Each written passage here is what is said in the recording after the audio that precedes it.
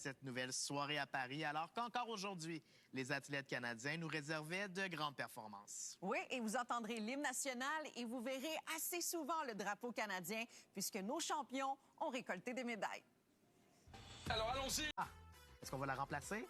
Est-ce qu'on va l'importer? Parce que c'est spectaculaire à Paris. Peut-être qu'on peut la faire perdurer pour les prochains Jeux, parce que ce sera dur à remplacer. Effectivement, la barre est placée bien haute pour la suite des choses. Bonjour, Geneviève. Salut, Kevin. Content de te retrouver. Moi aussi, pour cette journée importante pour la délégation canadienne qui a été de nombreuses fois sous les projecteurs aujourd'hui. Ouais, moi, j'avais particulièrement hâte de voir si le spécialiste au lancer du poids, Greg Stewart, allait être capable de conserver sa couronne paralympique qu'il avait remportée il y a 3 ans à Tokyo. Et moi, je jetais un coup d'œil avec ses épreuves de cyclisme sur route, avec notamment Alexandre Hayward qui a remporté une médaille de bronze dans le vélodrome. Et on va aussi vous offrir un petit peu plus tard un entretien avec le toujours très sympathique Nicolas Guy-Turbide. Mais tout d'abord, on vous parle de Nicolas Bennett. C'est la révélation de ces Jeux paralympiques de Paris jusqu'à présent. Déjà double médaillé paralympique avec une médaille d'or et il participait aujourd'hui à une autre finale. Lui, on vous le rappelle, il évolue dans la catégorie réservée aux athlètes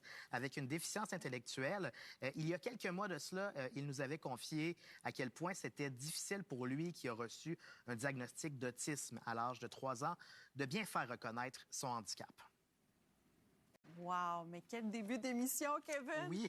C'était touchant. Et oui, Nicolas Bennett, qu'on va pouvoir encourager une autre fois. C'est pas terminé pour Nicolas Bennett. Je vais l'appeler la torpille canadienne. Ça marche, maintenant. ça marche.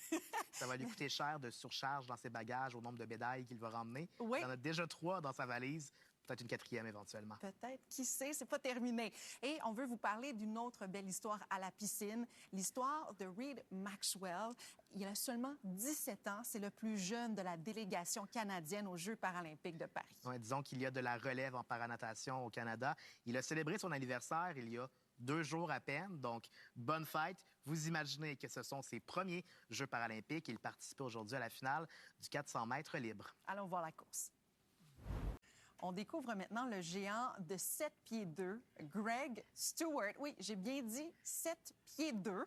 Et il est champion paralympique en titre au lancer du poids F46. Oui, et le natif de la Colombie-Britannique avait d'abord pris sa retraite après avoir remporté la médaille d'or à Tokyo, mais il s'est retrouvé avec des fourmis dans les jambes.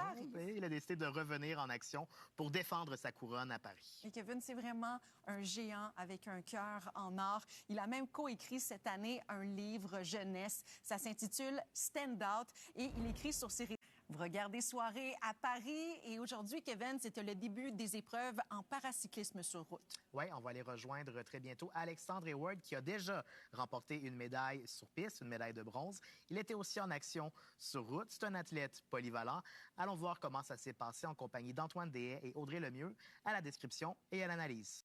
Place maintenant à Charles Moreau, qui est un des vétérans de l'équipe canadienne en paracyclisme et qui participe à ses 3e Jeux paralympiques à Paris. Oui, le natif de Victoriaville est âgé de 42 ans. Ça avait très bien été pour lui à Rio au départ avec 2 médailles de bronze.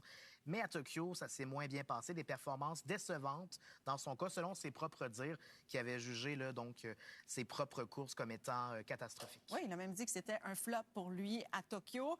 Mais maintenant, aux Jeux de Paris avec son petit garçon qui se nomme Alex.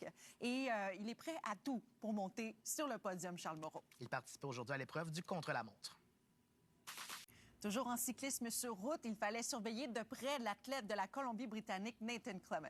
Nathan Clement, qui a déjà participé, à des Jeux paralympiques, c'était à Rio en 2016, mais à l'époque, c'était en natation. Et depuis, il a adopté le paracyclisme. Le voici. L'équipe canadienne féminine de basketball en fauteuil roulant revenait à la charge aujourd'hui en quart de finale face aux Allemandes. Oui, le match est en cours en ce moment, en fin de 2e quart. Allons rejoindre Olivier Paradis-Lemieux et Christian Lacera. Vous regardez toujours Soirée à Paris. On va vous parler un petit peu de boccia aujourd'hui puisque la phase éliminatoire débutait aujourd'hui même. Et on surveillait les joueurs qui sont classés 2e au monde, 2 Montréalais, Alison Levine et Yuliane Chobano. Oui, et les Québécois entamaient leur parcours éliminatoire contre les Ukrainiens en quart de finale. Le match s'est très bien déroulé, promptement, même en route hier, alors que l'équipe s'est inclinée dans une défaite douloureuse de 5-1 face à l'Israël. Mais ça reste néanmoins un bien meilleur résultat que la dernière place du groupe obtenue. C'était Nathan Clement après sa médaille d'argent remportée aujourd'hui. Eh bien, tiens, il nous a mentionné Benoît Huot. Pourquoi pas aller le rejoindre, justement, notre analyste qui est à Truthliff était de retour à la piscine aujourd'hui à Paris, tandis que sa sœur, elle, était en action à New York. Faut le faire quand même. Sa sœur Erin, qui joue au tennis en double avec la Canadienne Gabriela Dabrowski, elles ont atteint les quarts de finale à New York et ce tournoi qu'elles avaient remporté l'an dernier. Oui, et pour ce qui est de Tess, bien elle a appris le français en côtoyant Aurélie Rivard à Montréal. Voici son histoire. Paris, c'est aussi l'art urbain sous toutes ses formes. Oui, ça peut être la danse, le breaking qui a fait son apparition aux Jeux olympiques. Il y a même un Canadien qui a remporté la médaille d'or. Effectivement, mais il n'y avait pas d'épreuve à proprement dit de breaking aux Jeux paralympiques, sauf que la danse et la danse inclusive étaient quand même à l'honneur lors de la cérémonie d'ouverture. Oui, il y a même... Il rendait la fierté dans sa voix et avec raison, donc ses derniers Jeux paralympiques, alors qu'il va très bientôt devenir papa et que c'est un nouveau chapitre de sa vie qui s'ouvre. Oui, c'est un nouveau chapitre, comme tu viens de le dire, Kevin, et c'est un beau moment pour Philippe Vachon. Tout à fait, c'est ce qui conclut notre émission aujourd'hui. On va aller faire un petit tour du côté du tableau.